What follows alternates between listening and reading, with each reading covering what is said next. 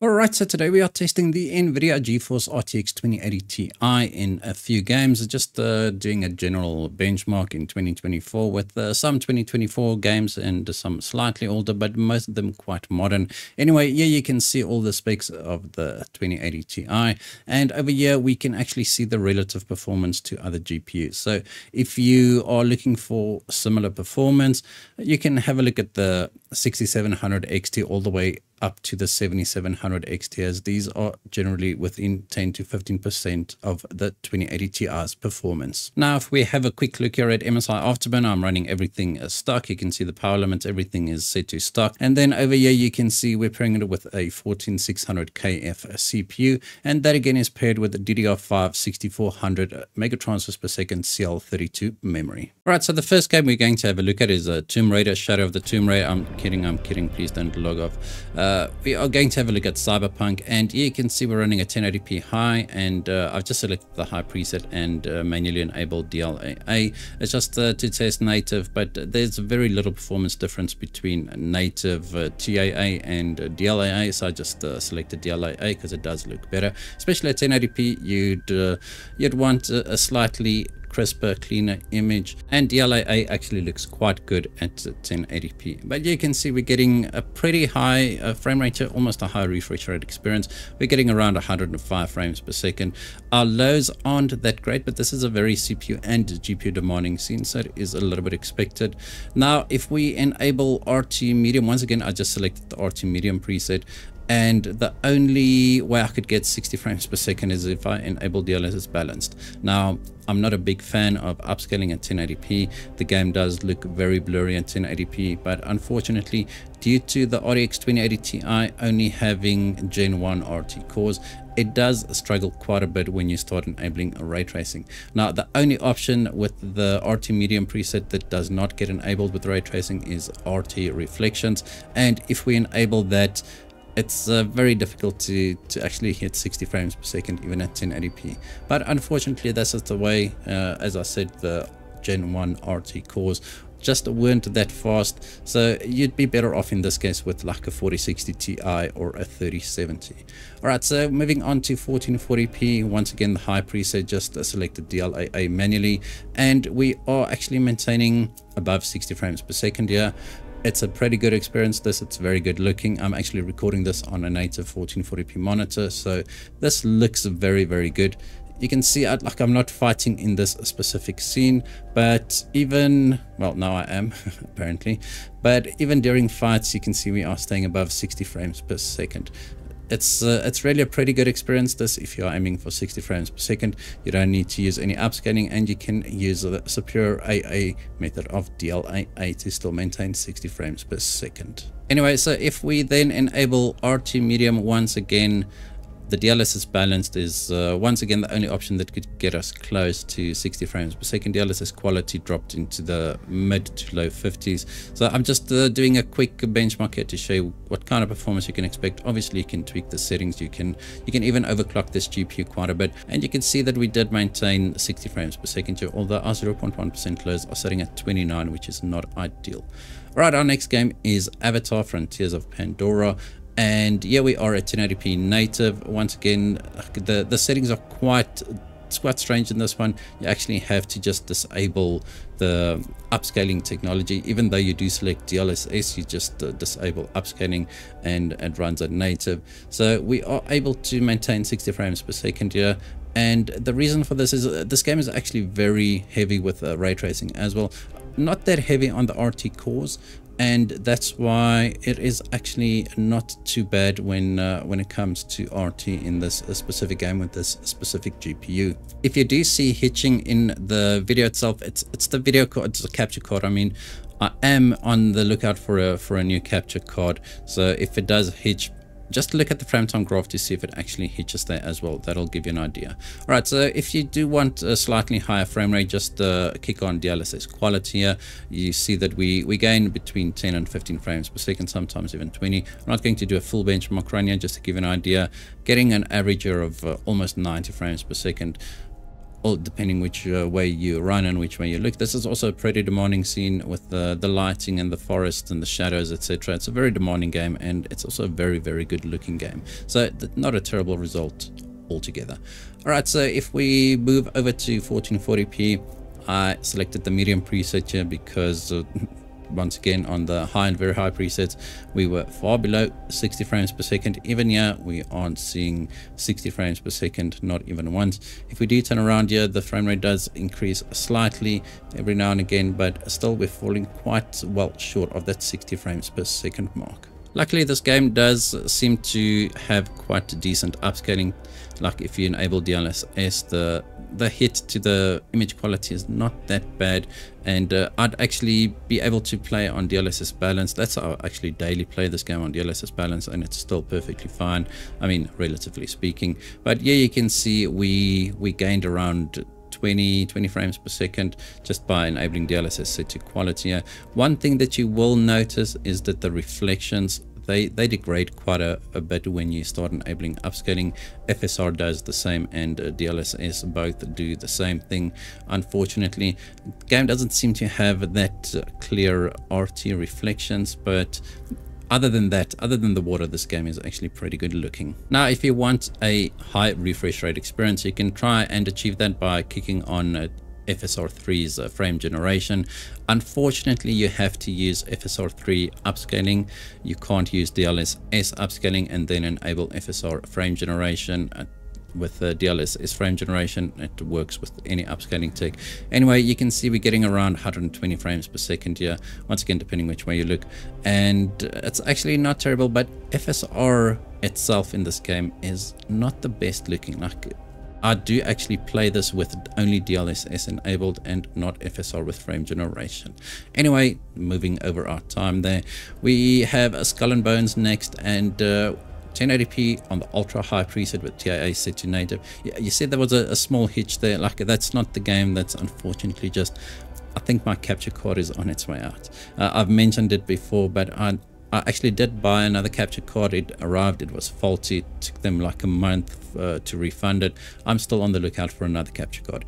Anyway, so you can see we are getting around 80 frames per second here, which is not terrible because this game actually, it doesn't run at very high frame rates, even on decent hardware. I did 4070, 4070 Ti benchmark videos on this as well, and even there it's not running at a very high frame rate. So 80 frames per second, not terrible considering it's native, also on the ultra high preset. Alright, so moving up to DLSS quality, or enabling DLSS quality, you can see we gained around 20 to 30 frames per second here, depending on the scene. I'm just going to go out into the open ocean here a little bit, but you can see getting around 100 frames per second here. Now, this game does have RTGI, but it only applies to your ship. Like, this is the weirdest ray trace global illumination implementation I've ever witnessed. So I'll actually show you just the performance differences once we are actually viewing from a first-person view whilst steering the ship when we get to 1440p.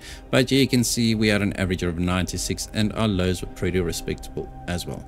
Right, so moving up to 1440p, I had to drop this down to the very high preset instead of ultra high, just to maintain 60 frames per second, and we're doing a pretty good job here considering this GPU is almost 6 years old at this stage.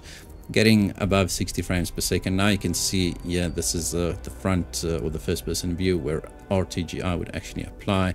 And if we then kick on DLSS quality, you can see we once again gained around 10 to 15 frames per second there. And I'd actually advise you to use DLSS quality.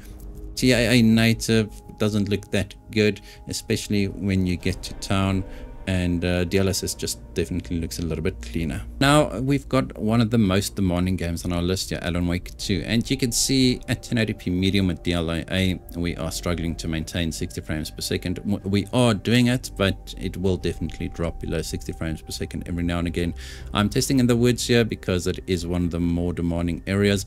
So if we move on to DLSS quality, you can actually see we are now well away from that 60 frames per second. We're getting almost 80 frames per second at times, and that's actually a pretty decent bump in performance. But all that goes right out the window once we start enabling ray tracing. Here I've just selected ray tracing low preset. It's still the medium preset with the rasterization settings, and then just the RT low preset.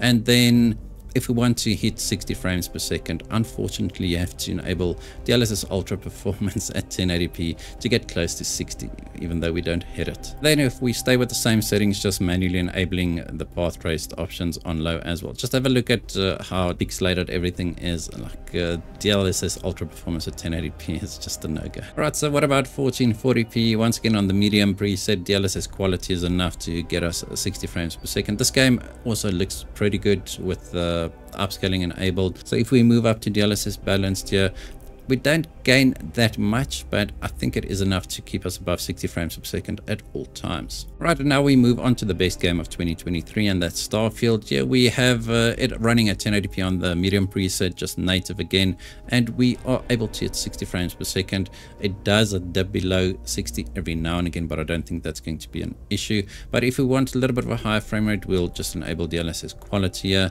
And now you can see we gain around 15 frames per second. So I'm pretty sure this will get you 60 frames per second at all times, even during intense gunfights. Remember, inside the performance is actually quite a lot better than outside. Right, so this game supports FSR frame generation as well, and you can see we almost doubled our frame rate with the same upscaling settings. We can't once again use DLSS, and unfortunately FSR falls well short of DLSS in this title. Alright, so if we move up to 1440p, if we want to maintain 60 frames per second, we have to select the medium preset and once again enable DLSS set to quality. This game is not the best optimized game out there, and I was kidding about the best game of 2023, by the way. But then once again, if you want to double your frame rate or get close to doubling your frame rate, just enable FSR3's frame generation. Once again, there are some visual sacrifices that you need to make, but if you are liking the motion fluidity that frame generation brings, then that's definitely an option that you can use. Alright, so now we've got an Unreal Engine 5 game here in the form of Remnant 2. I'm just going to do a very short benchmark run with this one. You can see at 1080p Ultra with DLAA, we are able to maintain 60 frames per second with no issue whatsoever. And at the moment we actually start using upscaling, that frame rate goes up quite a bit. You can see we are going up to 120 frames per second here. Now, once again, I'm usually not a big fan of using upscaling at 1080p, but in this game it doesn't look terrible. It doesn't look the best, but it is possible, definitely. Right, so moving on to 1440p, if we want to get close to 60 frames per second with native, we actually need to run on the medium preset here, and still we're not able to hit 60 frames per second. Now, Remnant does not use ray tracing or any that kind of stuff. This game received a lot of flack because the devs came out and said that this game was designed with the upscaling in mind. Anyway, if we kick on DLSS quality here, you can see we are now almost sitting at 100 frames per second, which is definitely not bad. Right, if you're interested in higher visuals, you can always switch it on to the high preset and then use DLSS quality, and you are still able to maintain 60 frames per second at all times. I tested this extensively. The video is quite short, but I did not drop below 60 at any time. And then if you do want the motion fluidity of 100 plus frames per second, DLSS balanced is always an option. Even on the high preset, you can see we are maintaining 100 frames per second most of the time. This is actually not a bad experience, and even on DLSS balanced, the game looks pretty good. Alright, so now we've got Palworld, one of the more controversial games of 2024. I quite enjoyed. As you can see, I've played quite a bit, but not as much as a lot of players out there. At 1080p on the Epic preset with TIA set to native, we are able to maintain, well, we've got an average of about 100 frames per second. The frame rate in this game does fluctuate quite a lot depending on what's happening on the screen. I know that's true for most games, but in this game specifically, it's very wild. It goes up and down quite a lot. So what I typically do is I just lock it to 90 frames per second to prevent all these wild fluctuations. Anyway, so if we then just use DLSS set to quality here, you can see we are getting a very high refresh rate experience. At times I'm even surpassing this monitor's refresh rate of 165 Hz, almost hitting 200 frames per second, and this is on the Epic preset. So the game actually does run quite well, especially at 1080p. And then enabling DLSS, once again, not a big fan. But anyway, so at 1440p on the Epic preset TIA native, we are still able to maintain above 60 frames per second. Once again, I tested this a little bit longer than this video suggests, and I did not drop below 60 frames per second at all. And if you've got an RTX 2080 Ti, this is definitely something to consider. But if you do want a little bit of a higher frame rate, just kick on DLSS quality and you will be almost maxing out 144 Hz panel here. Once again, this is still on the Epic preset, which is quite surprising. It is, I mean, it's not the most graphically demanding game ever, not the best looking game ever, but it runs quite well now after a few patches, and it's actually quite a fun game. All right, so next up we've got another Unreal Engine 5 game. This is Nightingale. I had to remember the name here. I started playing it, but it's not that fun. Anyway, at 1080p on the balanced preset, this is not DLSS balanced, we've got DLA enabled, we are getting around 65 frames per second. At native, it unfortunately did drop below 60 frames per second. Just look at the grass. That's actually so stupid. Okay, with DLSS set to quality, even at high resolutions, there's just a lot of flickering. Anyway, I dropped below 60 frames per second at native, so I just kicked on DLSS quality here, and I was able to maintain 60 frames per second, but the game does not look good at all. Just look at over here, you can see it actually looks quite okay with DLA, but on 1440p we're not able to hit 60 frames per second at all. This is once again on the balanced preset, so medium basically, but this game does support Lumen RTGI, which is an Unreal Engine 5 feature, right? So once again, just look at the shimmering there. Once we kick on DLSS, this is DLSS quality at 1440p, and still the shimmering is it's so distracting that I've actually stopped playing this game. Sometimes TAA works better, other times DLSS works better, but nobody's got the time to keep on switching between upscaling tech. Right, so I know that Spider-Man is not the latest game. I just wanted to hit home the ray traced opinion that I have of this GPU. If we actually play at 1440p very high with DLA, we're getting a very high frame rate. You're getting between 100 and 160 frames per second. But the moment we actually enable ray tracing, you'll see that the performance tanks quite a lot.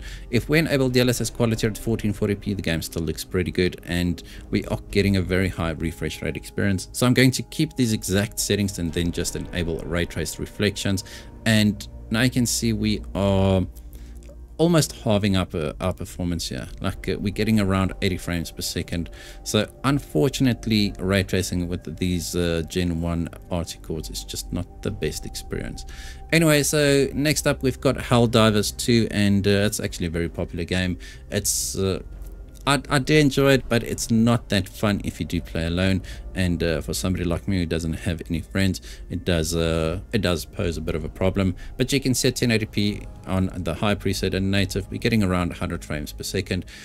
This 100 frames per second is quite constant. Whether there's fighting on the screen or not, we're getting that 100 frames per second. So if we bump this up to 1440p, this game does not have FSR or DLSS, so I'm just testing at native, and then there's TAA upscaling. There's no other temporal upscalers, unfortunately, but you can see we are still able to maintain above 60 frames per second at all times here. Now, as I said, this game does have its own form of upscaling. It's just not DLSS or XeSS or FSR, but you can select the render scale, right? So I just selected quality here, and you can see even with the same settings, we are now back to where we were at 1080p. It does make the image look a little bit more soft. It's quite a little bit more blurry and fuzzy, unfortunately, but if you do want a higher frame rate, then unfortunately this is the only way you'll be able to do it, seeing that once again this game does not support any other form of upscaling. And I do think that the previous setting at native actually is better for me personally, even though we did not get 100 frames per second at all times. It was above 60 and it just looked much better. All right, so that's going to be it for our video on the RTX 2080 Ti. Thank you guys for watching. Hope you enjoyed it. If you did, hit that like button, hit that subscribe button, and as always, we hope to see you in the next one.